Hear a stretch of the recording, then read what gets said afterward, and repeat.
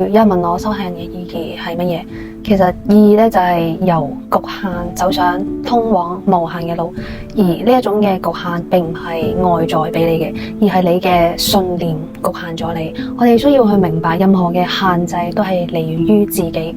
當一個人話咦，呢個係我嘅性格同個性嘅時候，其實你所認為嘅性格同個性就會將你嘅視野局限，讓到你嘅心冇辦法去自由，冇辦法寬闊，因為你永遠就係限制咗呢個好細嘅一個框架入邊。而修行係在於去超越呢啲嘅表象。點解我哋成日講話要修清淨心？因為只有心持續嘅靜落嚟，你先能夠去睇到事情唔同嘅面向同埋整體性。就好似呢個世界，你唔可能只有太陽同埋日頭，所有嘅嘢都講求係一種平衡同埋相輔相成。